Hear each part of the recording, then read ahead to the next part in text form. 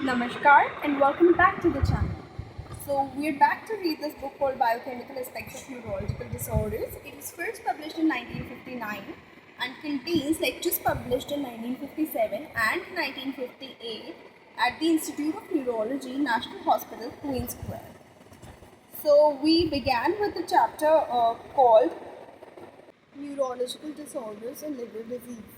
And we have already covered the topics called portal, systemic encephalopathy, fetal hepaticus, virus hepatitis syndrome, jaundice and newborn. And in this video, we will be covering the chapter called hemolytic disease of the newborn. And we'll cover the information given in here. And this information is limited to that era only. And this chapter has been particularly authored by Mr. Michael Kremer. So let's begin.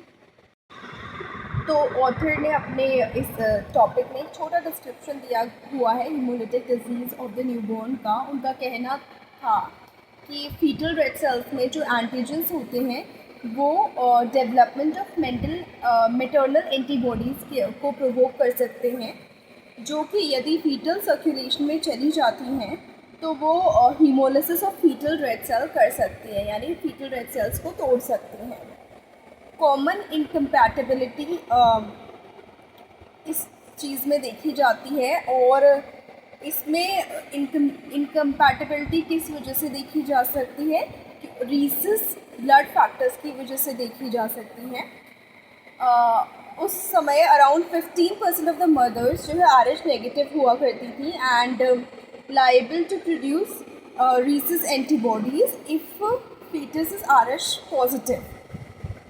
ABO incompatibility भी हो सकती थी, लेकिन वो rarely produce करती थी ऐसे reactions, और अदर ब्लड ग्रुप्स जो है इतने इम्प्लिकेटेड नहीं थे उस समय पर। फर्स्ट चाइल्ड जो है यूजुअली इस डिज़ीज़ को एस्केप कर जाता था अनटिल एंड अनलेस मदर को पहले गलती से RH पॉजिटिव ब्लड दे दिया गया हो, जिसकी वजह से सेंसिटाइजेशन हो गया हो ऑलरेडी मैटरनल ब्लड का, और एंटीबॉडीज़ ऑलरेडी एग्जिस्ट कर रही हो मैटरनल ब्लड में। और जो नॉर्मल फर्स्ट प्रेगनेंसी होती है वो इतनी इनफ होती है कि वो मदर के ब्लड को सेंसिटाइज कर सके, और पहले यदि RH पॉजिटिव ब्लड उनको नहीं इन्फ्यूज़ किया गया तो जनरली वो फर्स्ट फीटस को किल नहीं करेगी। लेकिन जो आगे आने वाले इन्फेंट्स हैं वो इतनी सफिशेंट होता है अब मदर का ब्लड नेक्स्ट प्रेगनेंसीज में कि वो हीमोलिटिक डिजीज़ कॉज कर सकता है सब्सिक्वेंट इन्फेंट्स में। डिफरेंट ग्रेड्स देखी जा सकती थी सिवियरिटी की। ग्रेटेस्ट जो उसमें हम देखते थे कि वो congenital oedema of the foetus and still birth, यानी हाइड्रॉप्स फीटालिस, और द इन्फेंट में be deeply jaundiced at birth with skin hemorrhages and splenomegaly।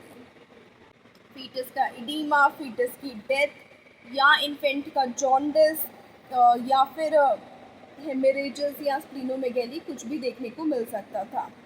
Jaundice जो है डीप होता जाता था और हो सकता था कि वो बहुत जल्दी फेटल रिजल्ट दे दे, और यदि लेस सिवियर होता था तो रिकवरी पॉसिबल होती थी।